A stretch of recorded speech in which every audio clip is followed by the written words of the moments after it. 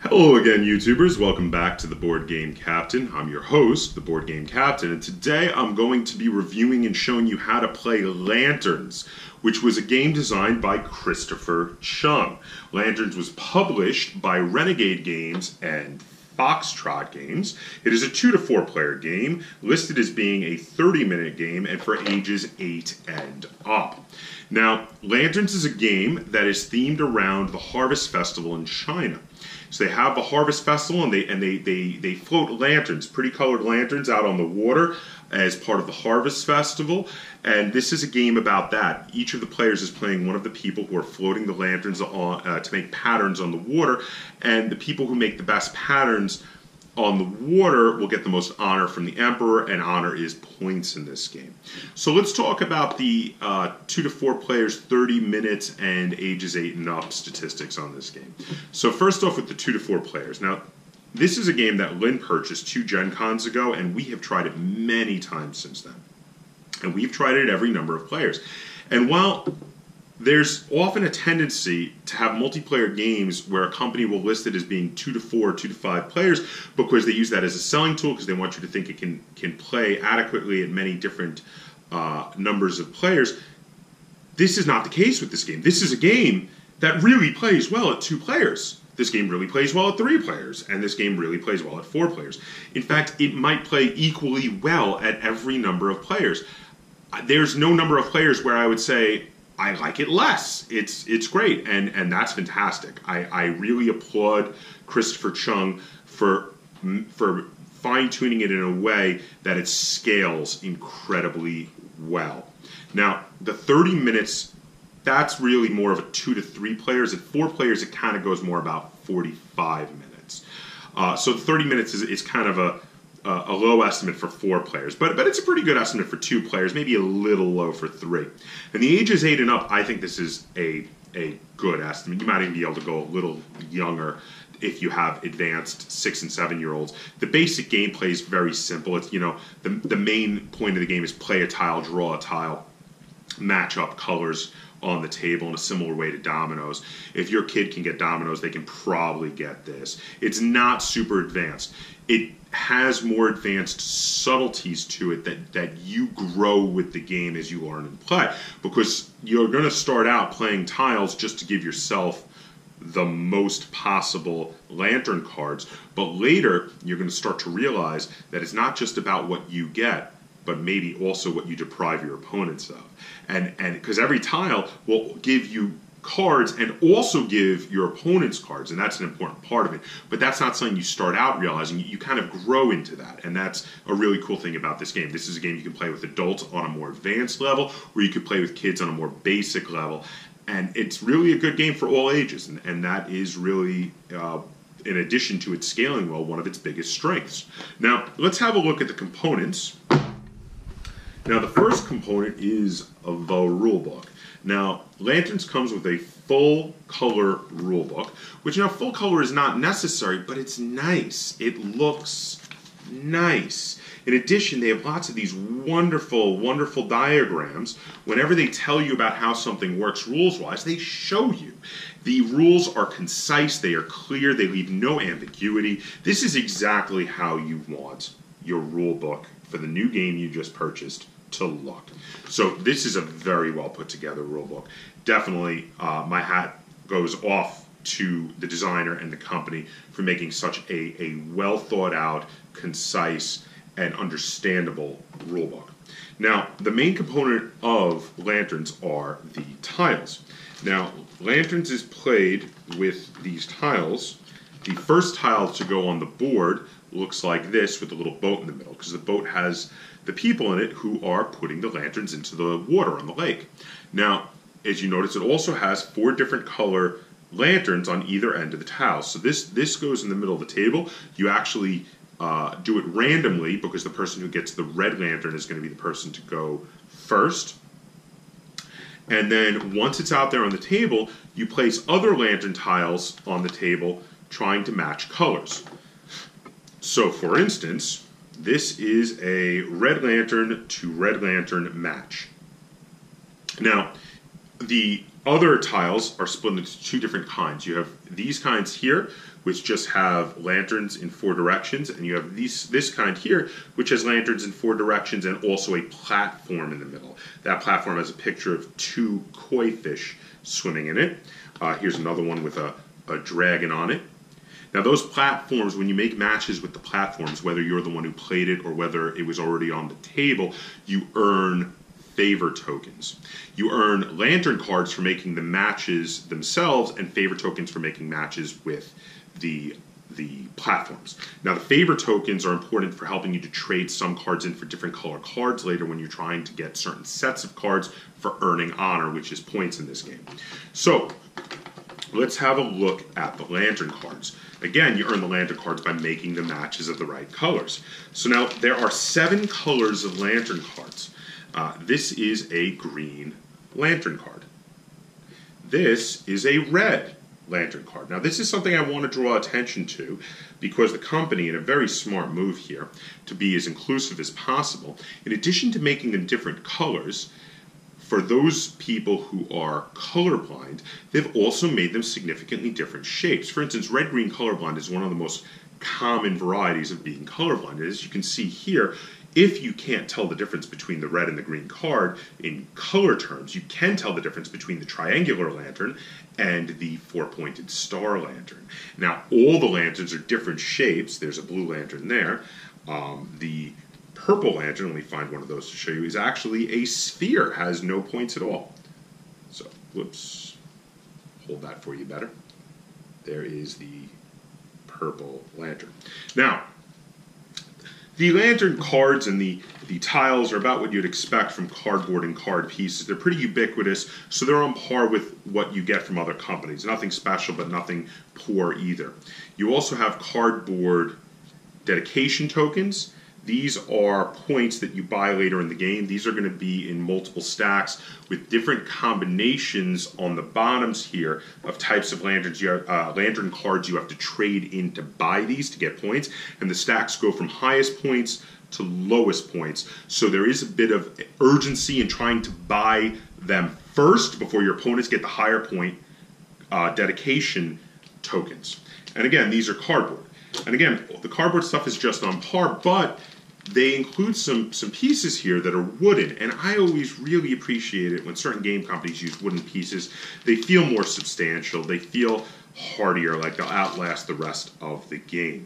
So now here we have, these are the favor tokens, and the favor tokens are wooden discs with a Chinese character either stamped or printed there on the top of the disc. Now I really hope I'm holding this upright, but I am unable to read Chinese, so I don't know if I am. So feel free to comment down below if I'm holding this upside down, and if you are able to read Chinese, please comment down below and let me know what that says in Chinese. I would really appreciate it.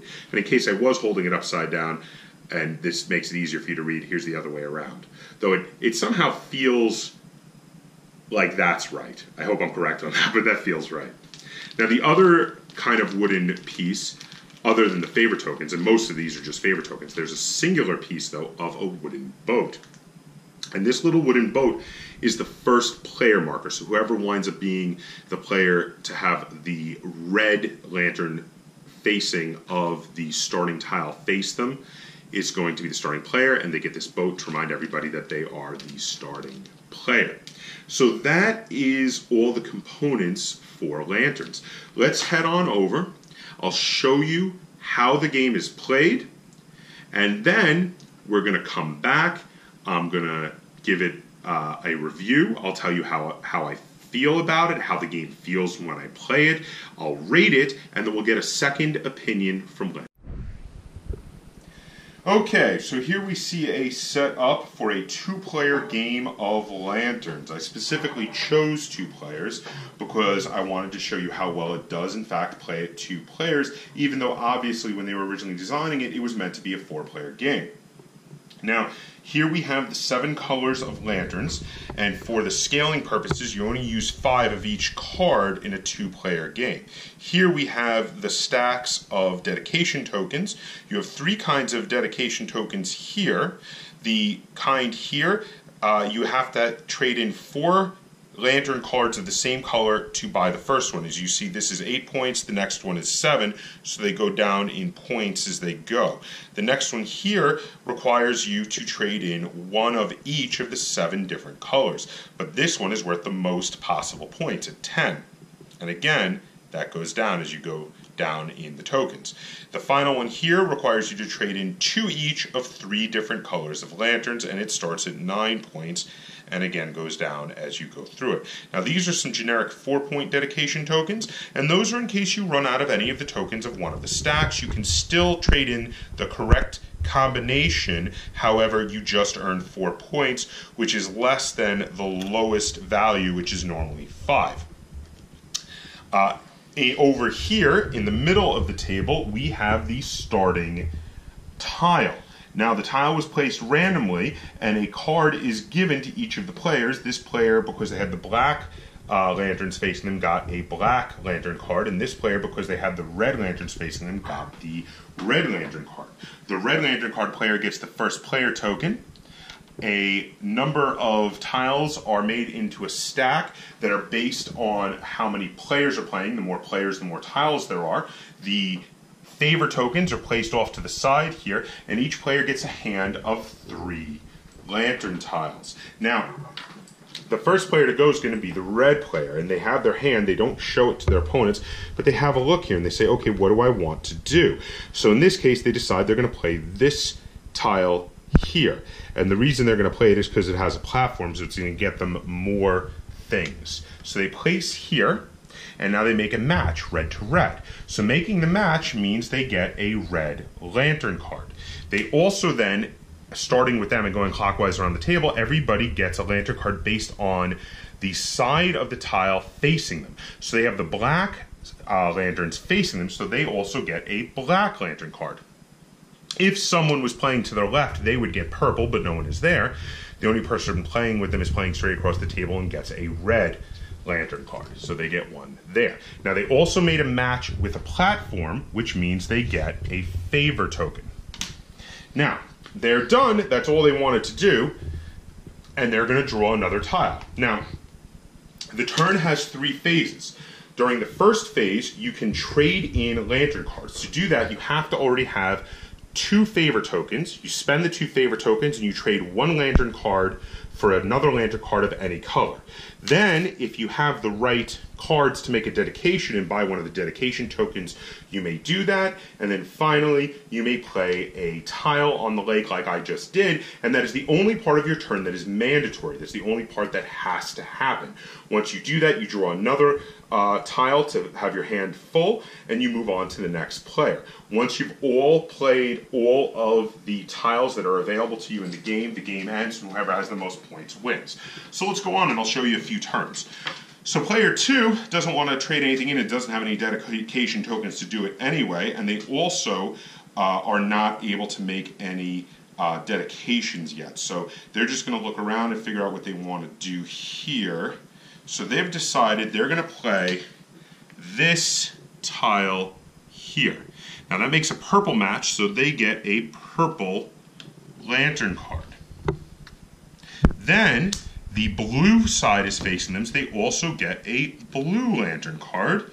And the red lanterns are facing their opponent, so their opponent gets a red lantern card. Finally, they have made a match with a platform, so they get a favor token. They then draw another card, a tile, and they are finished. Now we go back to the first player. The first player has a look at what they've got here. And let's see, they decide, you know what, let's go with the red. They're going to play this tile here. Now that gives them a red lantern card there for matching red. It gives them a purple lantern card there for facing them. And now it would give their opponent a red tile, except that we've run out of red lantern cards. So this was a way that they were able to make it so their opponent got 1 less card than they would have normally. They then draw their card to replenish their hand, and they are finished. So let's go back to the other player. Now they look like they're trying to collect lots of different colored lanterns. So they've got 4 of the 7 lanterns. They're missing green they're missing yellow, and they're missing white. So they're going to take a look, and they're going to play this lantern tile here, because that gets them a green, and it gets them a white. It gives their opponent a purple. Now, then they draw their tile to draw back up to their normal 3-tile hand. Their opponent, before they play a tile now, is able to make a dedication and decides to do so. They are going to spend their 4 red lantern cards here to earn 8 honor. And then they are going to play this tile here, which earns them a black lantern card, a white lantern card, and because they weren't paying enough attention, it earns their opponent a yellow lantern card. After they play it and they draw their tile, they suddenly realize that and they go, oops, what did I do? I just helped my opponent to get one of each of 7 lantern cards. It happens. So their opponent is going to start off by trading those 7 in, because those 7 are worth a whopping 10 points, and in this particular game, that is the largest amount of points you can get. So that is 10 honor. After which they're going to take a look at their hand, and they're going to see what they can play here. Let's see. And they're going to play here. Now, as you can see, this is a yellow to yellow match, but this is not a match. So they're not going to get anything for over here. But if they had had a blue to blue match there, that would have been a blue card for there, a yellow card for there, and a blue card for over here. But as it is, as they weren't able to make a match here, it's just going to be the normal. I make a yellow match, I get a yellow lantern card. I have a blue lantern facing me, which means I get a blue lantern card, and I give my opponent a yellow card because the yellow side was facing them. Now you play this way, taking turns back and forth until you run out of tiles in the stack and play all of the tiles from your hand. Once you fully run out, you count up the amount of honor you have in your own honor stack. Each one is worth its face value, and whoever has the most honor wins the game of lanterns. Okay, welcome back. So now that was how you play a game of lanterns. And as you can see, it's fairly simple to play. It's very easy to learn, but there is a level of complexity that you begin to learn and understand about how to deprive your opponent from getting cards, etc. as you play. So it's one of those games, 5 minutes to learn, lifetime to master, tons of fun, good for all ages, good for lots of different numbers of players. This game is great. This game feels like a lot of fun. I enjoy playing this game 2 players with just Lynn and I. I enjoy playing this game 3 players if we have one more person over, and I enjoy playing this game 4 players.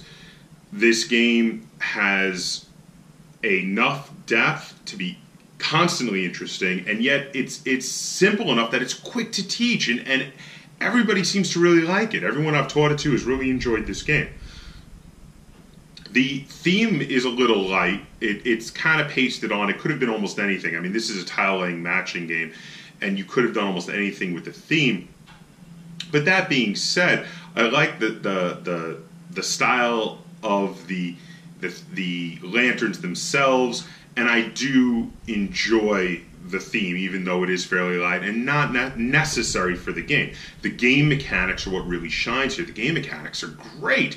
They work. Everything in the game works really well together, and there are no problems. There's no issues that have risen up, and I've played this game many, many times. This game continues to be a game that we will always play, that it comes out very often. It's one of the games we've purchased in recent years. This is a relative favorite of both Lynn and I, so I know she's going to rate it highly as well. I give this game 9 out of 10 stars because this is a phenomenal game. I personally believe that this is one of those games that everyone should own. if anything I've said sounds interesting or fun to you, buy this game. This game is just that awesome. It's really great. It is a game that just about every gamer should have in their collection. In my opinion, this is that good. But let's get a second opinion. Lynn, how many stars out of 10 would you give to Lanterns? 9. So Lynn is in complete agreement with me. I gave it 9, she gave it 9, 18 total stars between the two of us. This is an incredibly awesome game. Lots of fun. Give it a try. If you like it, buy it. If anything that seemed really, really cool, if this game seemed really, really cool to you, if the theme seemed cool to you, if the mechanics seemed cool to you, if you were a fan of dominoes back in the day and like tile laying games, if you like positional strategy like this, this is a great game to add to your collection. So there you have it. Very enthusiastic 2 thumbs up review from Lynn and I. If you have any comments or questions either about the game or about the video, feel free to put them down below here on YouTube. If you enjoyed this video and you would like to see more like it, please, please, please like, share, and subscribe. And until next time, game on.